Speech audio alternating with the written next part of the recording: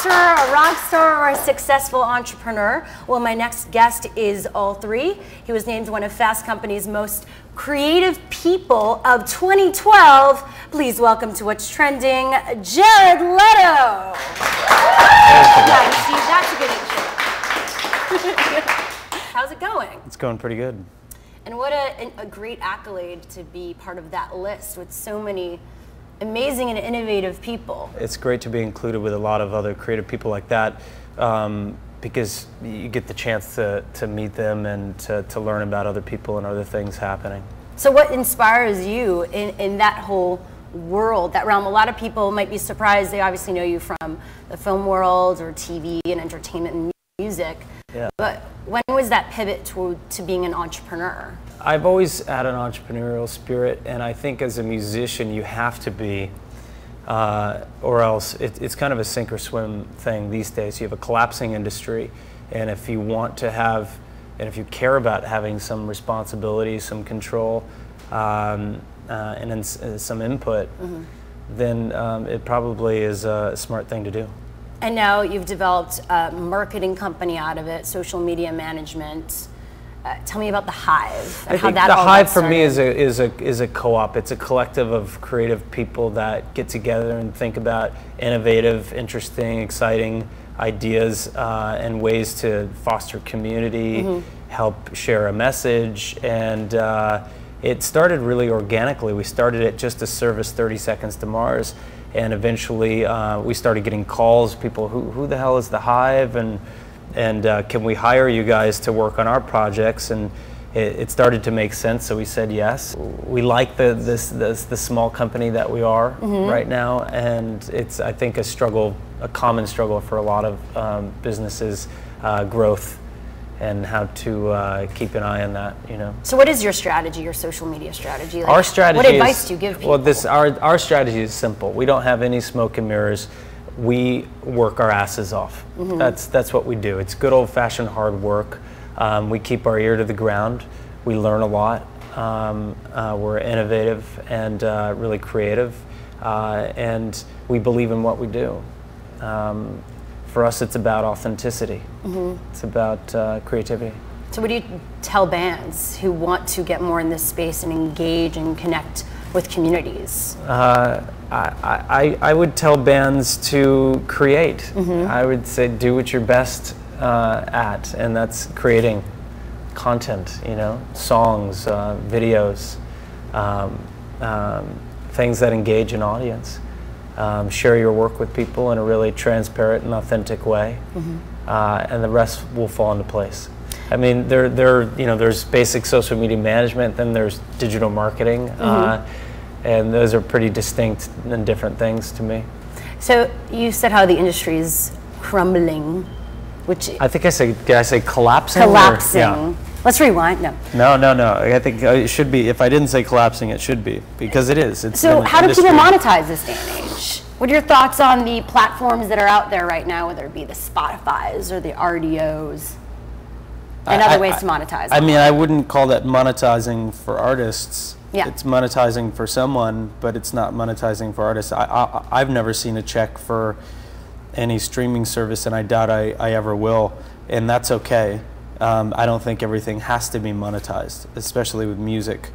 I think there's a great deal of it that can just be shared, and you know, who says that people have to pay for everything? They don't. But I think that people are willing to pay for things that they consider valuable, things that they cherish, things that are worth it. And you know, that's what's exciting about the place that we're in right now. There's an opportunity to share immediately and directly with your audience. Now, you also recently made news for investing in a startup, Surf Air. Congratulations. Oh, thanks. That's really cool. Now, what, I guess, draws you to investing in certain startups versus others? And why that one? People probably is the biggest incentive for me. Teams. I'm not a big fan of investment per se. Yeah. It's not my thing, really. I'm more of a creator. I like to get my hands dirty. I like to build things and then share them.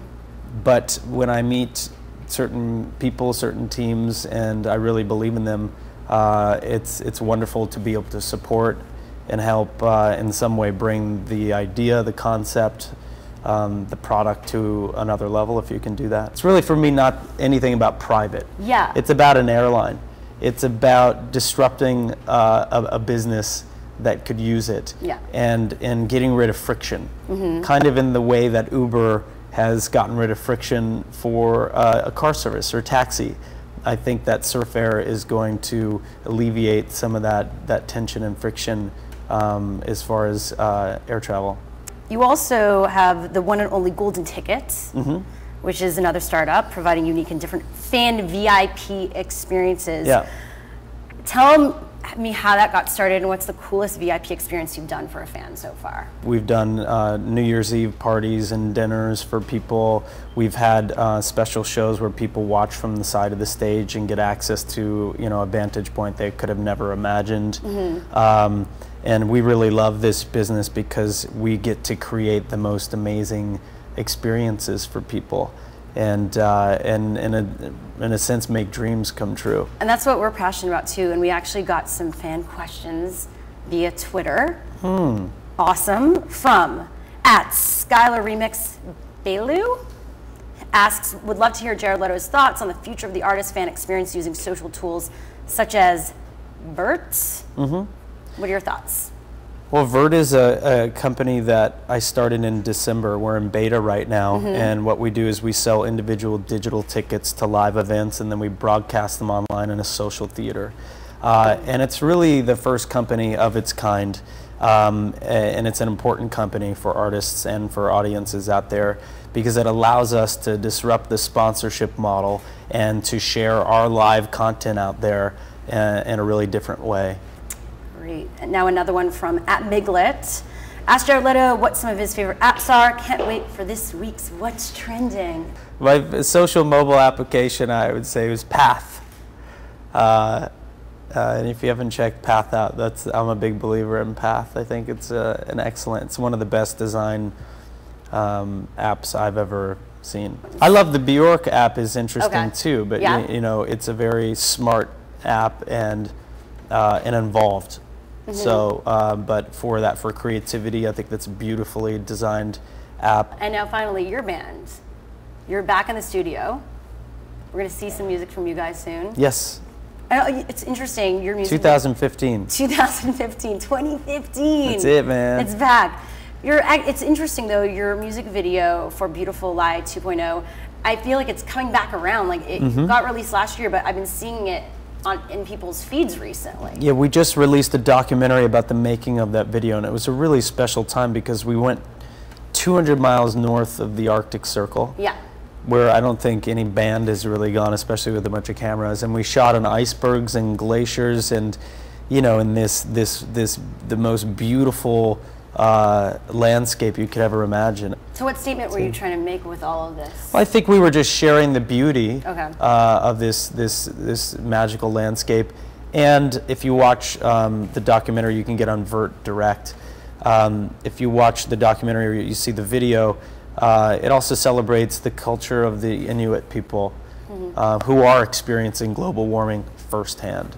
You know, Jared, it was a pleasure having you on today, sharing your story. In and out. You're great. Thank you so much. Follow Jared Leto on Twitter @JaredLeto and all his greatness online. What's up, guys? Welcome to WTF with Flula at the US